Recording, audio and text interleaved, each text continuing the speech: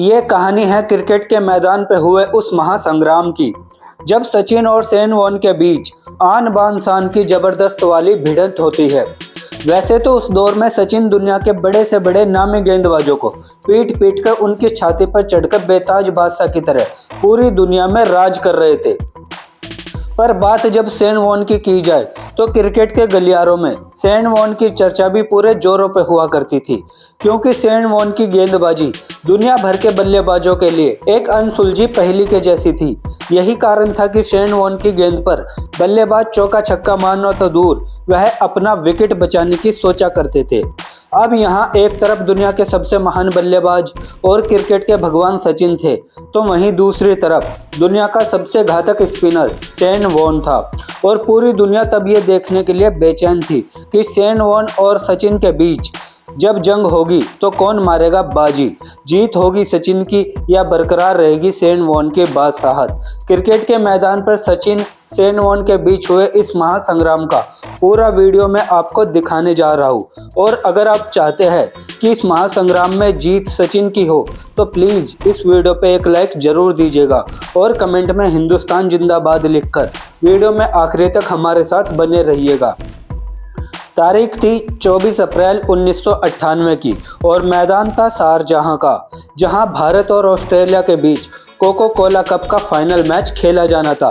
Final के इस महामुकाबले के लिए शारजाह का मैदान अपनी क्षमता से लबालब भर चुका था। वक्त होता है टॉस का, जहां भारतीय टीम टॉस जीतकर पहले गेंदबाजी करने का फैसला लेती है। ऑस्ट्रेलिया की तरफ से एडम गिलक्रिस्ट और मार्क वा ऑस्ट्रेलियाई पारी की शुरुआत करते हैं। और जैसा कि हम सब जानते हैं कि जब तक एडम गिलक्रिस्ट क्रीज पर रहते थे वह रुकने का नाम नहीं लेते थे। गिलक्रिस्ट ने शुरुआत से ही अटैकिंग बल्लेबाजी करना शुरू कर दिया था। गिलक्रिस्ट ने अजीत अगरकर के एक ही ओवर में 2 चौके जड़ डाले थे, लेकिन अगले ही ओवर में अगरकर ने कमाल की वापसी करी और ऑस्ट्रेलिया के पहले ओपनर मार्क वॉ को विकेट के पीछे कैच करवा 18 के स्कोर पर ही ऑस्ट्रेलिया को पहला झटका दे दिया था। फिर नंबर 3 पे बल्लेबाजी के लिए आते हैं रिकी पॉन्टिंग, जिन्हें ऑस्ट्रेलिया की दीवार कहा जाता था। लेकिन आज इस दीवार को ढहने काल बनकर के आते हैं वेंकटेश प्रसाद, जिन्होंने पॉन्टिंग को मात्र 1 रन पर ही पवेलियन का रास्ता दिखा मात्र 19 रन पर ही ऑस्ट्रेलिया को 2 बड़े झटके दे दिए थे। हालांकि एडम गिलक्रिस्ट 2 विकेट गिरने के बाद भी उसके खेल में कोई बदलाव नहीं हुआ था और अभी भी वह लगातार बाउंड्री में ही डील किए जा रहे थे। लेकिन इसी बीच अजीत अगरकर ने ऑस्ट्रेलिया पे एक और वार किया और नए बल्लेबाज टॉम मॉडी को भी मात्र 1 रन पर आउट कर ऑस्ट्रेलिया को पूरी तरीके से बैक फुट पे लाकर खड़ा कर दिया था। हालांकि ऑस्ट्रेलिया की तरफ से ओपनिंग करने आए एडम गिलक्रिस्ट अभी तक क्रीज पर डटे हुए थे और भारतीय टीम जानती थी कि गिलक्रिस्ट का टिके रहना भारत के लिए कितना खतरनाक साबित हो सकता था। हालांकि गिलक्रिस्ट का तोड़ ढूंढने में भारतीय टीम को थोड़ा वक्त जरूर लगा, लेकिन फिर इस काम को अंजाम दिया ऋषिकेश कनिकर ने, जिन्होंने 45 के निजी स्कोर पर गिलक्रिस्ट को पवेलियन वापस भेजा। अब तक 20 ओवर का खेल समाप्त हो चुका था और ऑस्ट्रेलिया ने 4 विकेट खोकर 85 रन भी बोर्ड पर लगा दिए थे। तब ऐसा लग रहा था कि भारतीय गेंदबाज जल्द ही बाकी बचे ऑस्ट्रेलियाई बल्लेबाजों का काम तमाम कर देंगे, लेकिन ये काम इतना भी आसान कहाँ होने वाला था। यहाँ से आगे ऑस्ट्रेलिया की डूबती नैया को एक छोर से संभाला कप्तान स्टीव वा ने, तो दूसरी छोर पे स्टीव वा का साथ दे रहे थे Michael वेबन।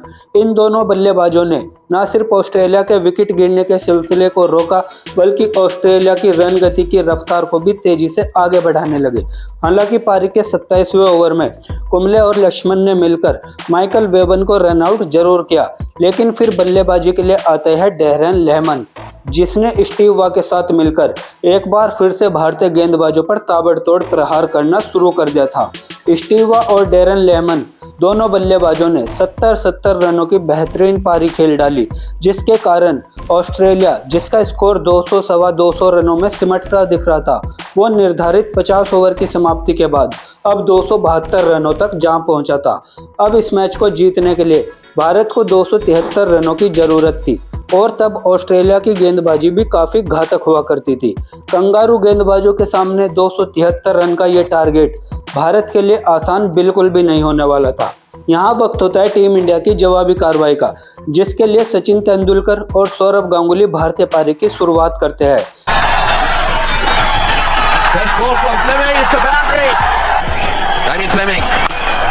Through the offside, beautifully played, running down towards the boundary.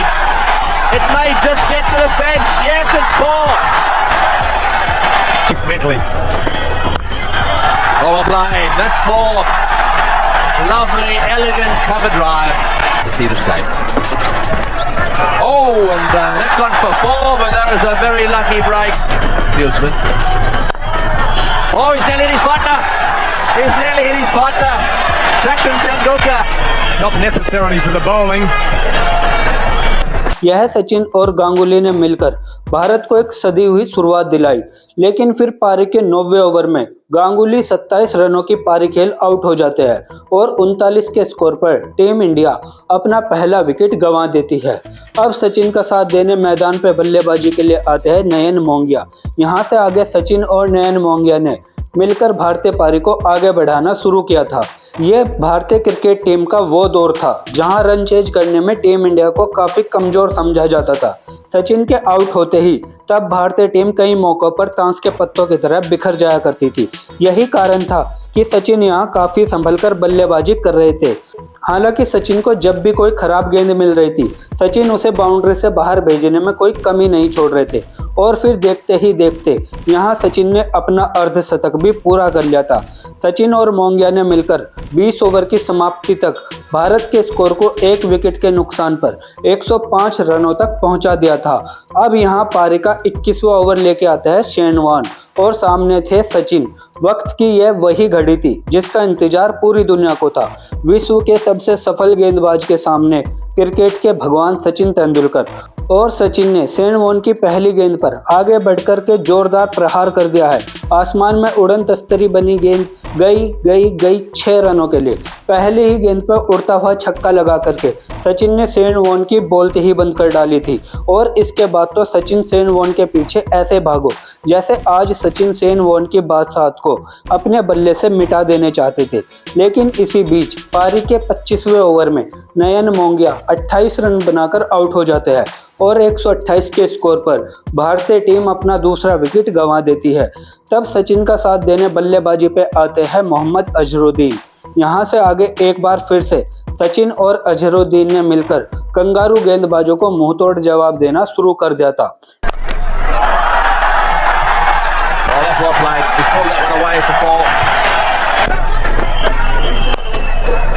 He's working it around.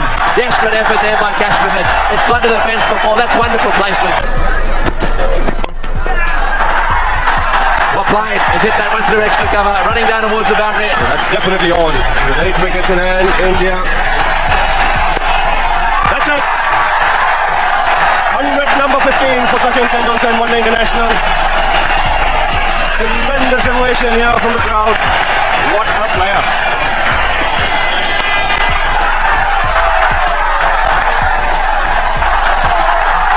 That's what India need now. Yes, 6 runs per over to get. Oh, that's been crashed off the back foot. That smash back straight back over the bowler's head. And he's not finished yet. Consecutive boundaries. I think that. Oh, well played. Oh, this will be close. Oh! So close to being run out, going for his 50. However, he got there, and he raises his bat to everyone in the stadium. What them about? Oh, he's hit this one, Miles. Great shot. Oh, it's a biggie. Straight over the top. Oh, this is high. What a six. What a six. Way down the ground. There he goes again. Whack. One bounce. A big appeal. Oh, he's given him out LBW. Now, this is an interesting decision. Did it pitch outside next stump? Wasn't going to hit the off stump. No way. That is missing off stump. However, the innings is over. They're all on their feet around. He wanted to be there right till the end, but that was got to be a tough decision that he's received. He's upset about it because he knows that he may have been not out, but that's it. He's out. He'll get 248 for 3. Well, Spinner thought right, Jade to Jade. Oh, he's hit that one over the top of mid-wicket for 4. He's going to fix it up all from Kasparowicz. Down the leg side and no wide given. Appealing and he's given out caught behind. Well, this is interesting. Mohammad Azharuddin cannot believe it.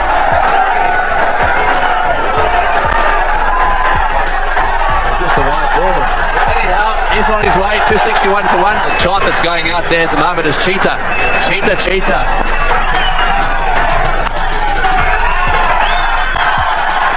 Another shot at the stumps. And another. यहाँ भारत को जीत के लिए 10 ball पे 2 रनों की जरूरत थी, लेकिन अगली ही गेंद पर जडेजा ने दनदनाता हुआ एक चौका जड़ 9 बॉल शेष रहते न सिर्फ इस मैच को जीता बल्कि कोका कोला कप पे अपना कब्जा जमा लिया। इस जीत के सबसे बड़े हीरो सचिन के 134 रनों की लाजवाब पारी के लिए उन्हें प्लेयर ऑफ द मैच का अवार्ड दिया गया। तो सेन वॉन की बादशाहत को खत्म कर देने वाली क्रिकेट के भगवान सचिन की इस कभी ना भुलाने वाली पारी के नाम इस वीडियो पे एक लाइक जरूर दीजिएगा, और जिन दोस्तों ने अभी तक हमारे चैनल को सब्सक्राइब नहीं किया उनसे भी गुजारिश है कि सब्सक्राइब वाला बटन दबाकर हमें सपोर्ट जरूर करिएगा। मिलते हैं एक और मैच की धमाकेदार पारी के साथ, तब तक के लिए जय हिंद, वंदे मातरम।